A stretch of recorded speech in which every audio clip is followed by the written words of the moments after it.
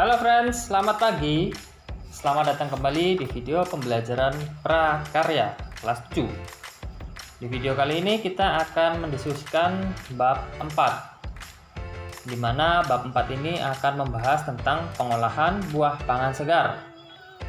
Dan di bab ini terdapat dua sub menu bab yang akan kita bahas, yaitu pengolahan makanan dan juga pengolahan minuman, tentunya dari buah segar. Namun sebelum itu kita akan membahas terlebih dahulu tentang buah segar. Apa yang terlintas dalam pikiran kalian saat melihat buah-buahan segar? Manis, asam, menyegarkan, atau menyehatkan?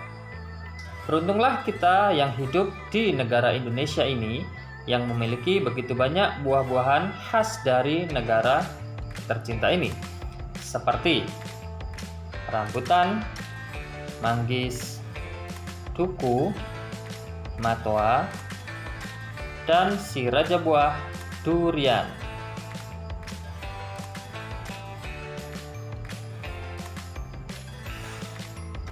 Jenis buah segar. Buah segar dapat dikelompokkan menjadi sebagai berikut. Buah segar berdasarkan musim berbuahnya, berdasarkan iklim tempat tumbuhnya, dan juga berdasarkan proses pematangannya. Buah segar berdasarkan musim berbuahnya terdiri dari dua, yaitu buah musiman dan buah tahunan. Buah musiman adalah buah yang hanya ada di musim tertentu. Contohnya seperti mangga dan juga rambutan. Sedangkan buah tahunan adalah jenis buah-buahan yang tersedia sepanjang tahun tanpa mengenal musim, seperti pepaya dan pisang. Kemudian, jenis buah segar berdasarkan iklim tempat tumbuhnya. Yang pertama ada buah tropis dan yang kedua ada buah subtropis. Untuk buah tropis adalah buah-buahan dari tanaman yang tumbuh di iklim panas atau tropis dengan suhu udara sekitar 25 derajat atau lebih. Contohnya seperti pepaya, nanas, durian, mangga, dan rambutan. Kemudian untuk buah subtropis adalah buah-buahan dari tanaman yang tumbuh di iklim sedang atau di daerah yang mempunyai suhu udara maksimum 22 derajat Celcius. Contohnya seperti jeruk, stroberi, dan anggur. Kemudian jenis buah segar berdasarkan proses pematangannya. Yang pertama ada buah klimaterik dan juga yang kedua ada buah non-klimaterik. Buah klimaterik adalah buah yang setelah dipanen dapat menjadi matang, sehingga terjadi pembusukan.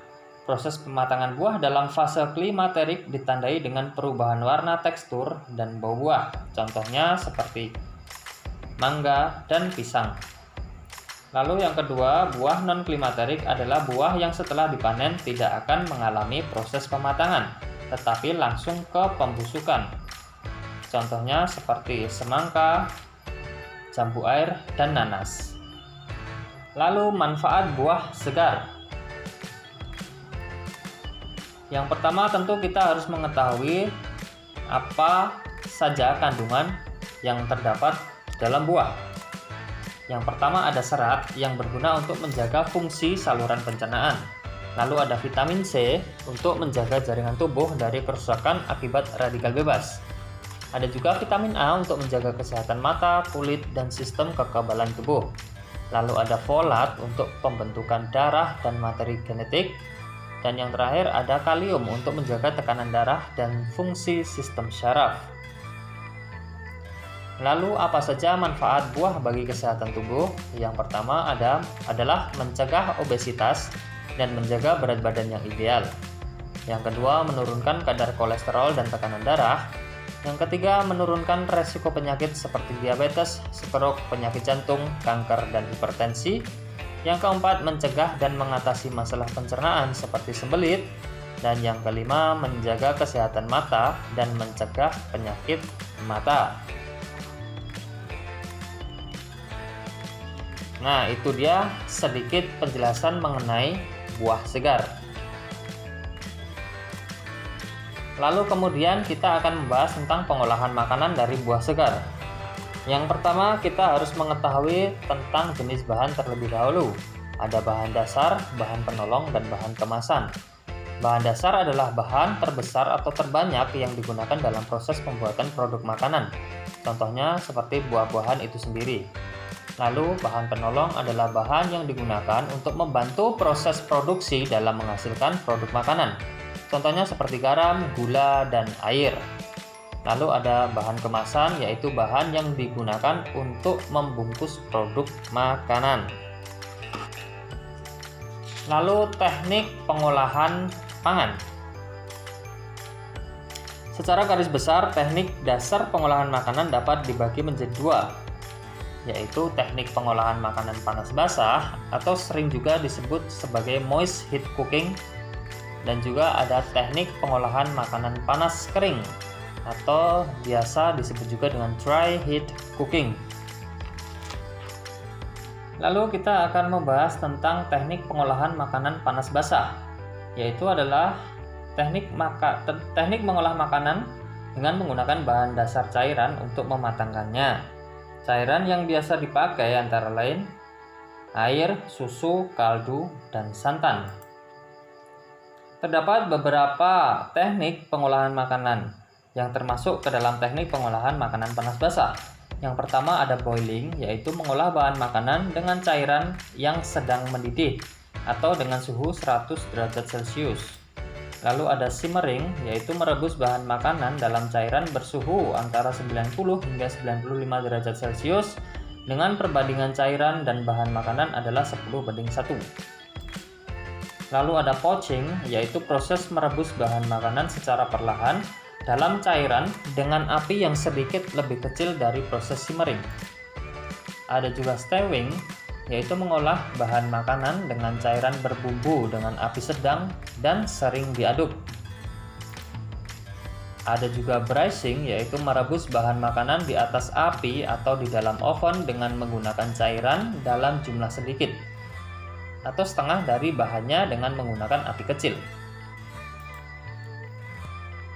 Ada juga steaming, yaitu bahan memasak makanan dengan menggunakan uap air panas.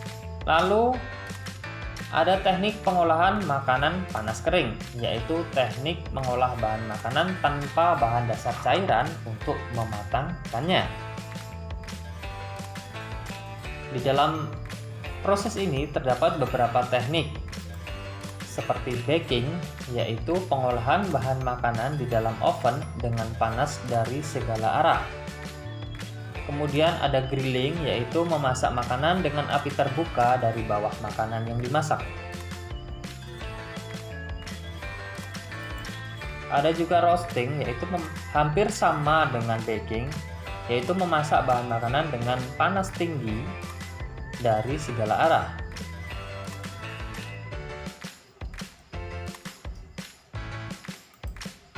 Ada deep frying, yaitu memasak bahan makanan dengan menggunakan minyak atau lemak yang banyak hingga bahan makanan benar-benar terendam ke dalam minyak sehingga memperoleh hasil yang kering atau crispy. Lalu ada juga shallow frying, yaitu mengolah bahan makanan dengan cepat dalam minyak goreng yang sedikit pada wajan datar. Yang terakhir adalah pengolahan bahan pangan buah segar menjadi makanan. Di sini Mister akan mencontohkan cara membuat agar-agar buah. Jika kalian menemukan cara lain yang lebih praktis, lebih mudah, kalian juga bisa menggunakan cara kalian sendiri. Untuk membuat agar-agar buah, bahan yang diperlukan antara lain air putih secukupnya, agar-agar dengan warna sesuai selera. Sediakan 2 buah agar-agar dengan warna yang berbeda.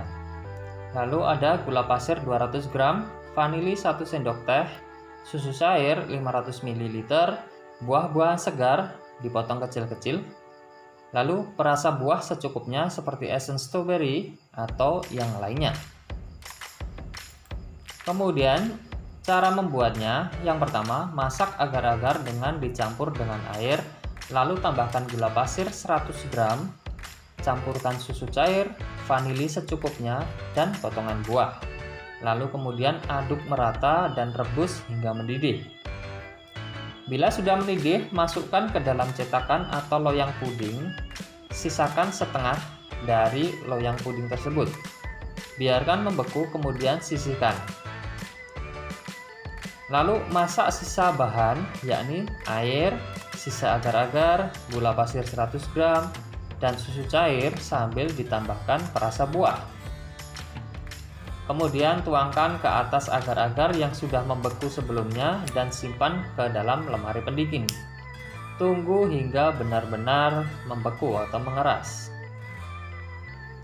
Lalu kemudian keluarkan agar-agar dari lemari es, dan yang terakhir, agar-agar bisa disajikan. Jika kalian menemukan cara lain yang lebih praktis, lebih mudah, kalian bisa menggunakan cara kalian sendiri ya. Demikianlah video pembelajaran pengolahan bahan makanan buah segar pada pelajaran prakarya untuk hari ini. Semoga dengan pembelajaran hari ini kalian bisa menerapkan apa yang sudah kalian terima pada pelajaran hari ini. Demikian video pembelajaran dari Mr. Anggoro. Sampai jumpa di video pembelajaran selanjutnya dan goodbye.